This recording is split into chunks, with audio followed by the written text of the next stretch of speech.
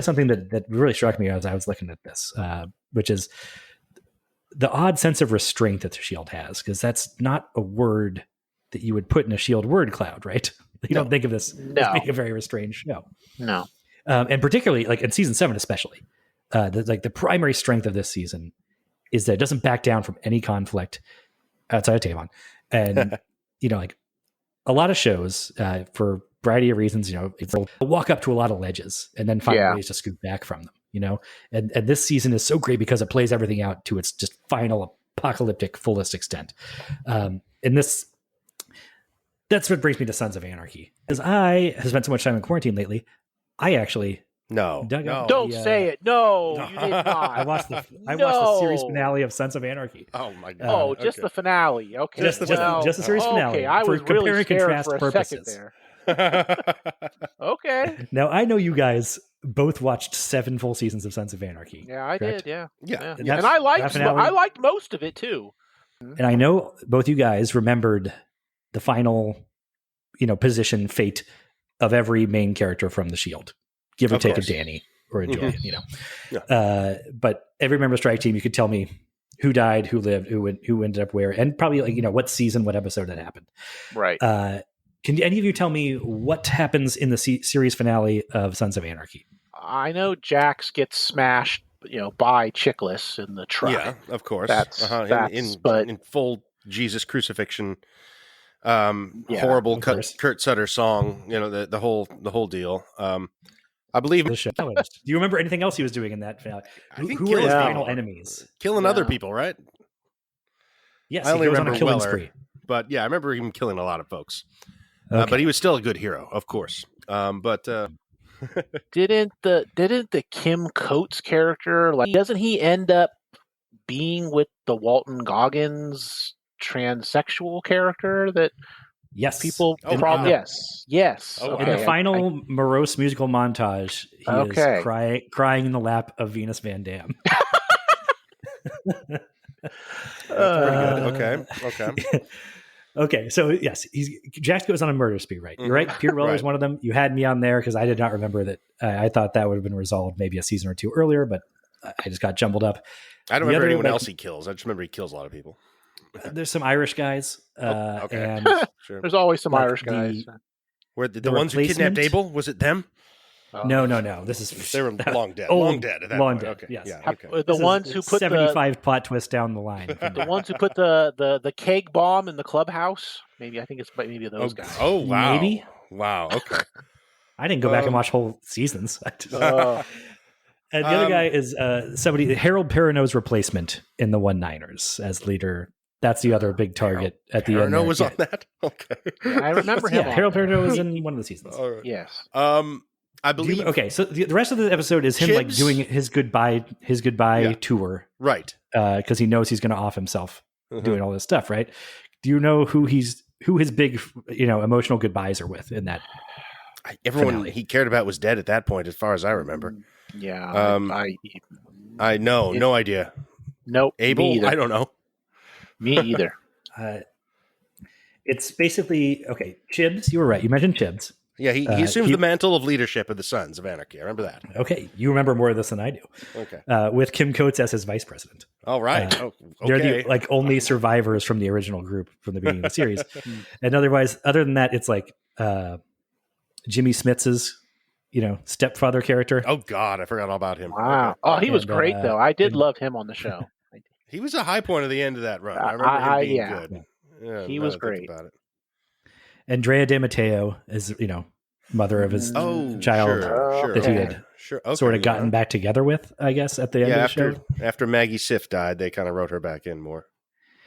Yeah, and that's about it. This is.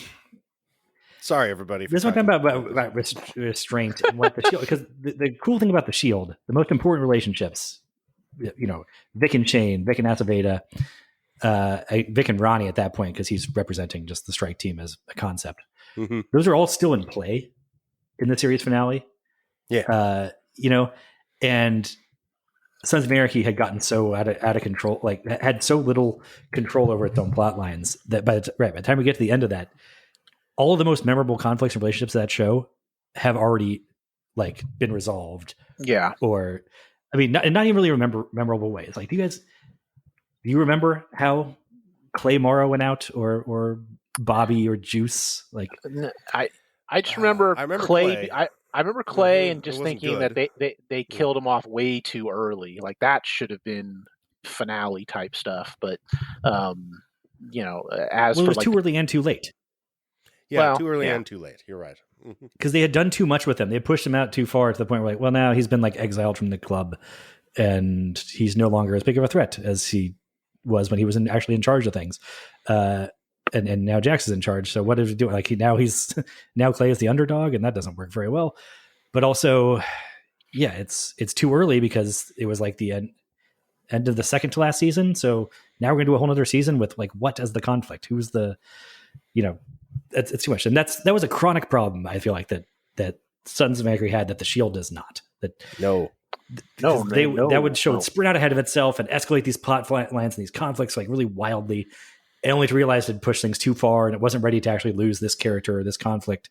It'd have to do this really unconvincing backpedal away from all the consequences that it set up.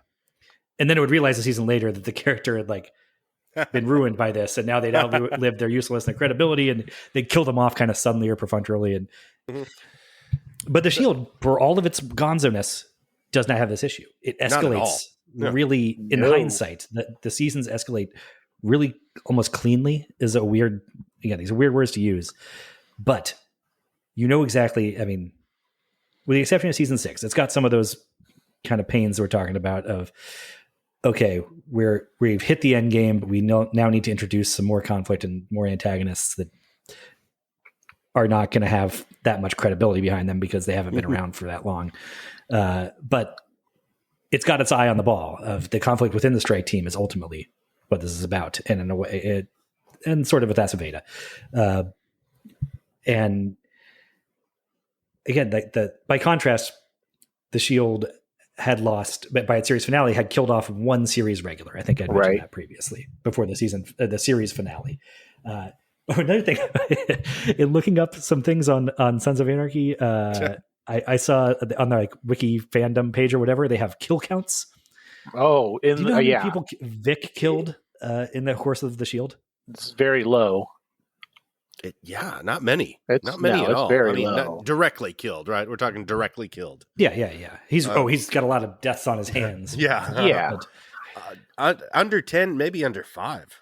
I think it's like 4. It is 6. Oh, 6. Okay. 6. Okay. 4 like named characters. I mean, because you get 2 in the pilot episode between Terry Crowley and Two Time. Right. And Guardo and Margos. And then like 2 other. And then one is a thug in the final bust in the series finale. And Shane only has 4 before the series finale. Like, goodness. Wow. By contrast, Chibs, one of the more level-headed sons, according to this count, committed over 30 on-screen murders. More than the whole strike team combined. Jax was over 50. I remember in particular, like, thinking Sons of Anarchy, because I think they really amped up the kills in the late seasons. Like, it kind of wasn't so crazy with that early on, but those late seasons, it was like, if this was actually happening, the National Guard would have been called in to end these biker wars. Right. I mean, it was like they were just shooting up whole bordellos, and it was just it was crazy. Oh, yeah. I mean, I guess that's the bombings, appeal of everything. Theoretically, the appeal of Sons of Anarchy is that it's blown out and cartoonish, but no, I mean, all we do is complain about it, so it works less good, obviously. I mean, it'd be one thing if it was just that Grand Theft Auto adaptation all the way through. That would be fine. The big problem with that is that it had a season and a half early on where it was like really good, on par with season 3 of the Shield probably. And so proved it could be this other thing that is better. And then it became this other worse version of that, which is aggravating 10 years later. The cast was so appealing and so interesting, like you wanted to see these guys in a good show, and it was certainly a successful show. I felt compelled to see what happened to Bobby and Clay and all these guys, and that's why we stuck with it so long. Again, not a problem with the Shield. Like this was just so exciting to go through, rewatching it now, I was a little worried that season, knowing where this all would go would have a negative impact on it. This is the second time I've watched it, so I hadn't gone through it again. And, it's hard. It's hard to like kind of place yourself back, not knowing how this ends and be just like thrilled week to week on what is going on in this final run of episodes. Yeah. Cause it's like, holy shit, what the, every week. Yeah. Because like we said, the early ones are like I said, they're the undercard. But boy, I think once you get to Animal Control and Vic and Ronnie try to set up Shane, it's like boom! It goes to like this whole other level, and oh my god, it's just so good week after week. I mean, episode after episode at that point. It's basically perfect from there on. Yeah, and I think that you're right. That because the conflict keeps escalating and the intensity keeps escalating in a way where you don't think it can anymore, but it does. And I think that relates back to what I was talking about with the weird sense of restraint. Like I found this quote from Sean Ryan talking about this, where he said, and I think that was a key to the longevity of the show was not trying to say, boy, we did all this outrageous stuff. What can we do that's more outrageous? I think the show became less outrageous over the years. And I think if we had gone the other direction, I think we would have flamed out quicker. And that, I mean, obviously everything I just said about Sons of Anarchy bears that out.